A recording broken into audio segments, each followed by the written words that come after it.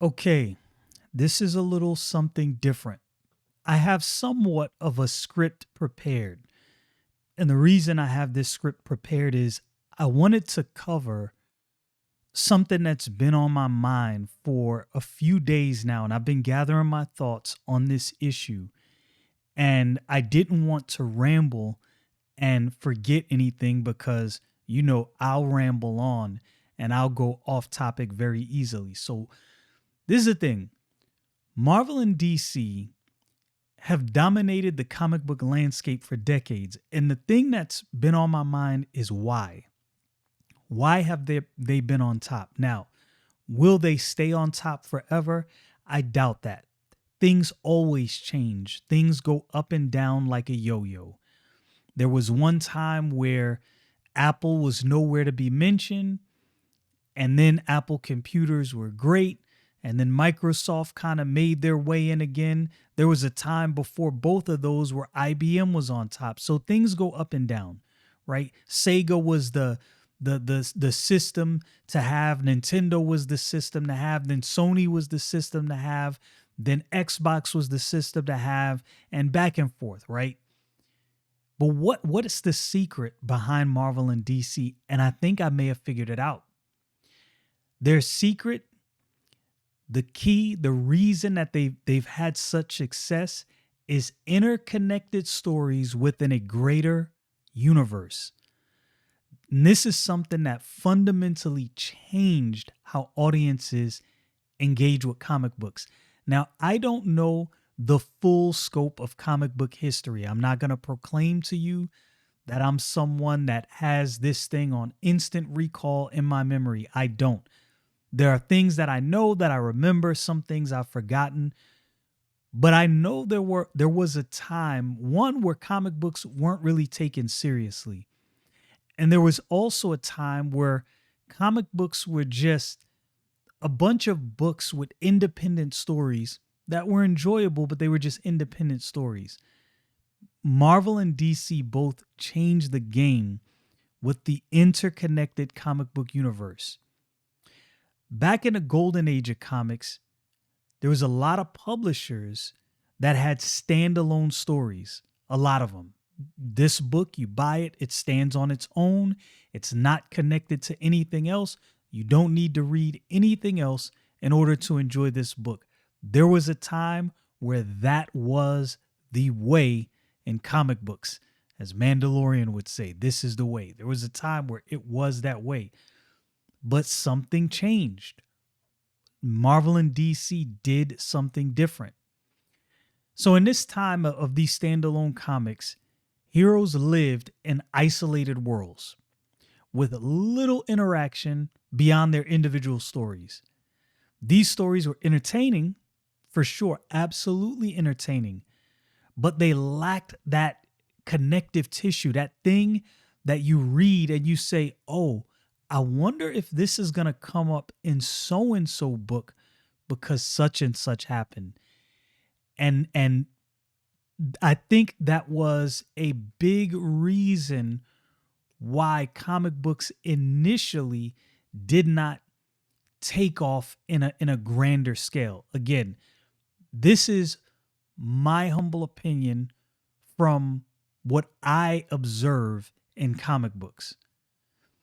In the 1960s, Marvel revolutionized the industry with Stan Lee's concept of a shared universe. And it's one of those things, you know how something happens and people look back at that thing and go, wow, this really changed the world. Kind of like when the Romans created the Codex. For those of you who don't know, the Codex is the modern book. Before that, everything was written down on scrolls. But when the Codex was created, this was game changing. You could carry around an entire book in your hand. This was revolutionary. And I think this same thing was done with the connected and shared comic book universe. Back then, you had characters like Spider-Man, Iron Man, and Thor. They didn't just exist, they coexisted. And that is a huge deal. This is a game changer.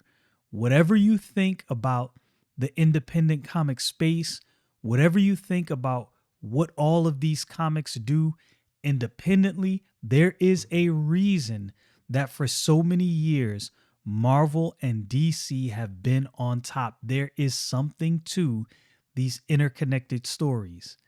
All of these characters lived in the same world, their actions affecting each other's stories. Again, huge deal. DC's comics took a similar approach, further cementing the idea that a shared universe creates an ecosystem where stories feel alive and evolving. And again, as I said, this is a big deal. Can you imagine reading comic books where nothing was connected? This story right here has nothing to do with this story. Iron Man is in his own world, Spider-Man is in his own world, the Fantastic Four is in their own world.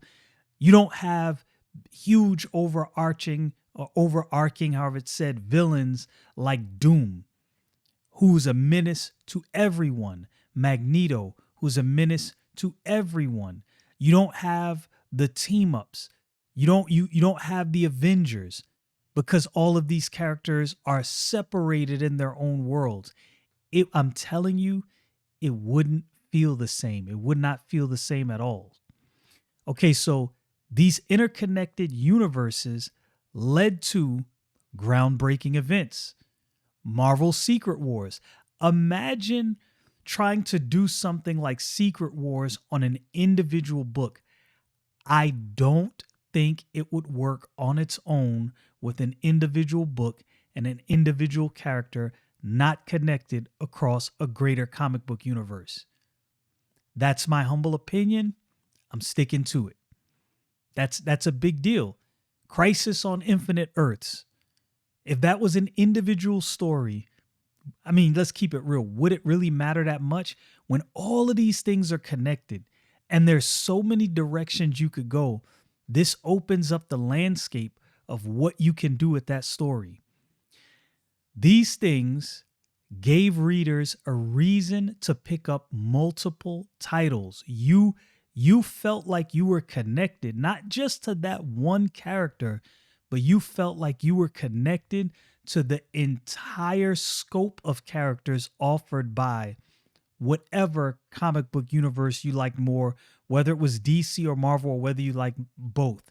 I was always a Marvel guy myself. Now, I want to add this caveat. This doesn't mean that independent stories can't necessarily work, because when you look at companies like Image Comics, when they started, all of their different, I'd call them pocket universes, weren't necessarily connected, right? You had different artists doing different things with their own independent studios.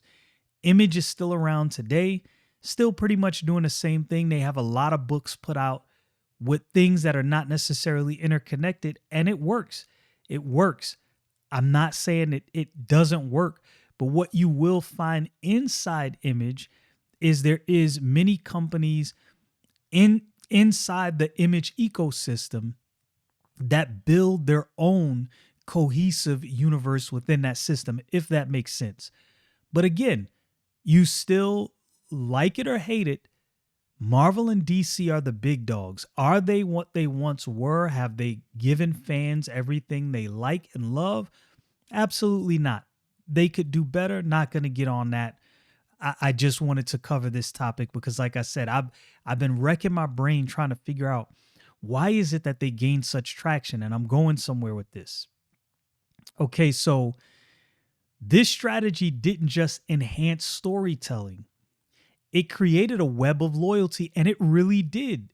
When you think about, if you love Spider-Man, when you think about all the characters that are connected to Spider-Man stories and villains, you probably don't realize that you gravitated to a lot of those books because they were connected to Spider-Man stories and villains. And since the greater Marvel universe is all connected, when there were those big events, man, you wanted to buy some books. I enjoyed The Marvel story from, what was it, 2013, 2012, War of the Realms. I thought that was good. Had to do with Malekith and the Dark Elves. It was a good story and connected across multiple books. Anyway, I digress. So, this loyalty. Readers didn't just read about Superman or Captain America, they became immersed in their universes, invested in their relationships, rivalries, and the ripple effects of their decisions, because as these things played out across several books, this generated excitement for what came in the books to come, in the connecting books. This to me, like, obviously I wasn't around when this thing happened, but just hindsight being what it is, looking back, I'm thinking to myself, oh man, I can see why these companies became such big deals. Okay, so on the other hand, independent comics often struggle with this, and this is what I've been noticing. I'm looking at certain companies, right? And I've just been watching this for a while, and I'm like, why is this company right here has some good artists and some great stories? Why doesn't that company take off? And I've been trying to like parse this out. I'm not saying that I've discovered some law of comics, and that's not what I'm saying.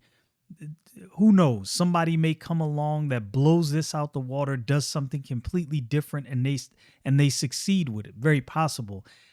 I'm just seeing a pattern. What I see now, it's definitely flowing in a pattern that seems like it's unchanged. Okay, so these independent comic book companies, what happens? Why don't they seem to have the same success?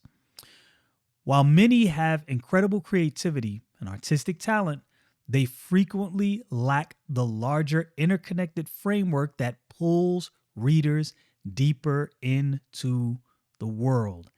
That is an issue. They have all of these great ideas, but they're all disconnected. So in a way, you feel like a torn parent, like you have 15 kids. Which one are you going to spend time with?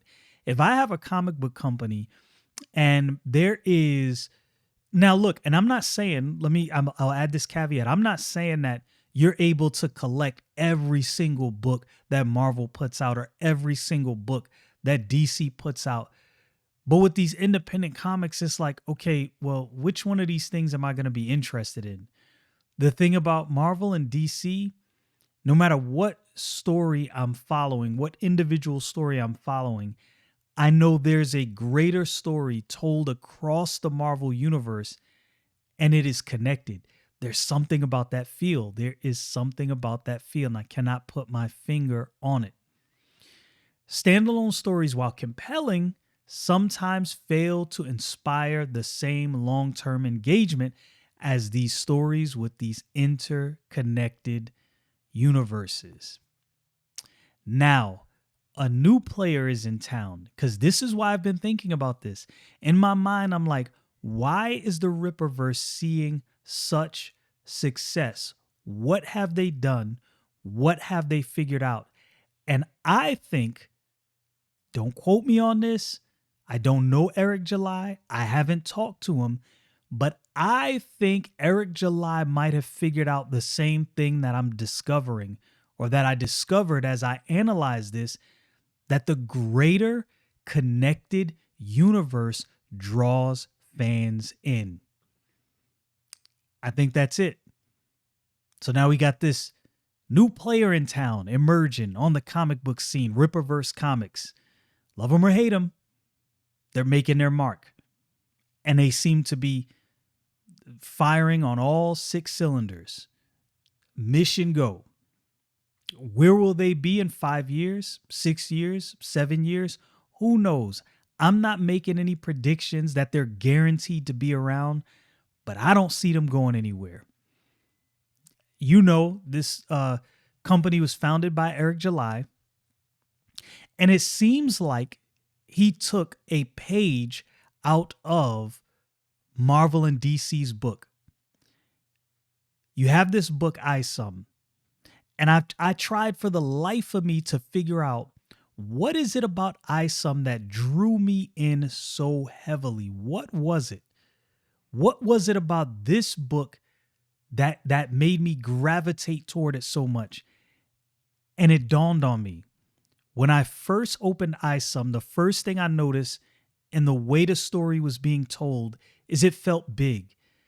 But then I'm introduced to these other characters out of nowhere, Alpha Core and Yaira, like as soon as the book began. And I'm like, hold, wait a minute. It's like, oh yeah, by the way, here's these characters. Now back to Isom. And you're like, hold, pause, time out. What are they doing? How did they get here? What's their backstory? You see where I'm going?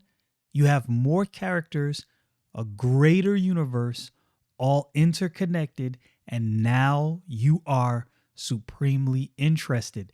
This is a winning strategy.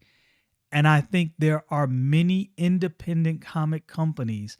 Look, I'm not saying you have to do it this way, but I'm saying if you do it this way, you will definitely almost invariably grab my interest. Now, you can't just do that.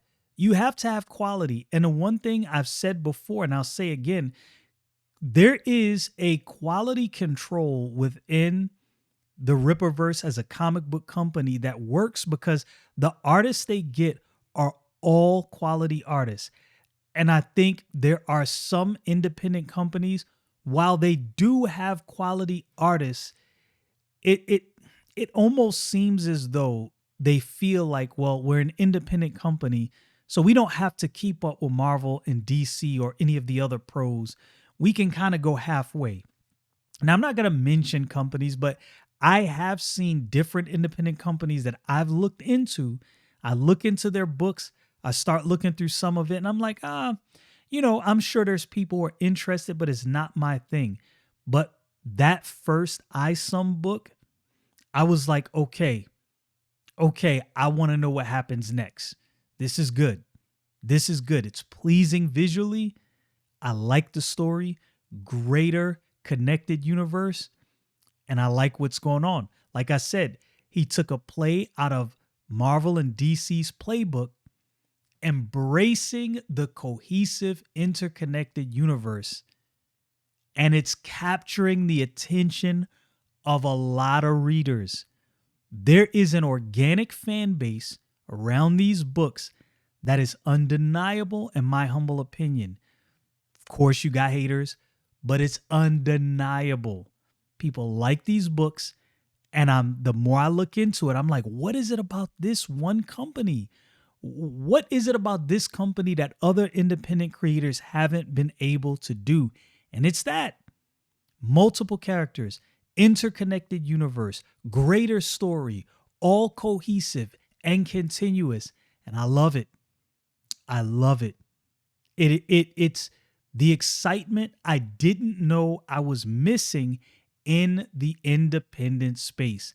There's nothing wrong with individual books disconnected from a greater story. There's nothing wrong with that. Let me say that right out the gate. But my interest is multiple heroes and superheroes in a cohesive giant universe, all connected. That for me is exciting. The Ripperverse is built on the principles of continuity, and that is a huge deal.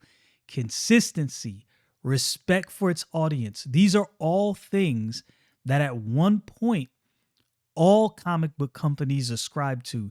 Now, of course, you have corporations come in and there's money to be made, and this is the point where you kind of get a veer off from what the fans are looking for. But then you have companies like this that come about, and I think everybody's trying to figure out, why is this thing succeeding so much? And I'm telling you, I think this is it. Every character and story exists within the same universe, and the connections between them are intentional and meaningful. You read one book. This is one of the reasons why I can't wait for you people who love horror to read Bloodroof and do a full review and tell me what's going on so I can see how that's connected in some of these other books.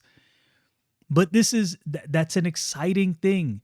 This approach is reminiscent of what made Marvel and DC during their peak eras. It really is. I think this is that secret sauce. I think this is the secret sauce that has propelled this company to heights that other companies have not attained. The Ripperverse's universe isn't just a collection of stories in its world. Characters influence each other's journeys. Again, a big deal. Events ripple across titles.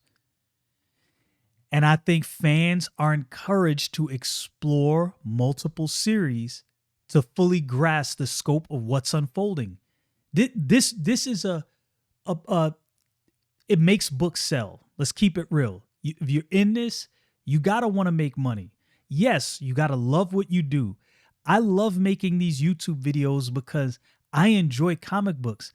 But I'm not going to lie to you. I would love for my channel to be monetized. I would love to make money talking about comic books.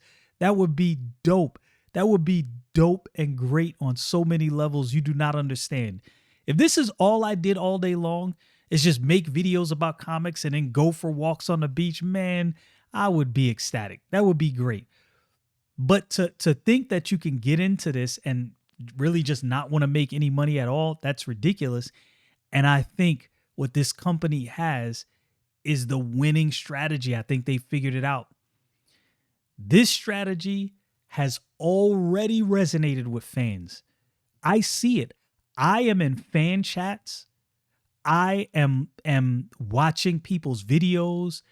Like, look, most of us who like this company, we're not really paying attention to the people who don't. Like, there's people that are going to hate.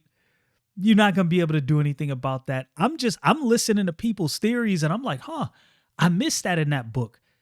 I'm listening to people talk about things that happen in books that I've read. And I'm like, I got to I might have to open Gooding again and read that. I forgot about that. I'm going to have to go open Yaira again. Those are the things for me that make comic books exciting. It brings this exuberance. It's really good. I really like this.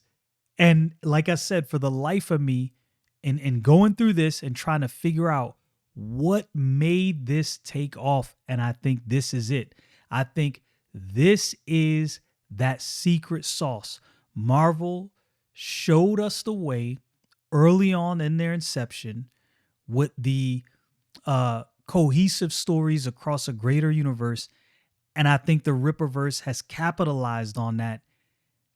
I'm not telling you what success the company is going to have. Again, I'm not making a prediction, but I would not be shocked if in the years to come, we look back in these moments and go, man, I was there when this behemoth of a comic book company first started.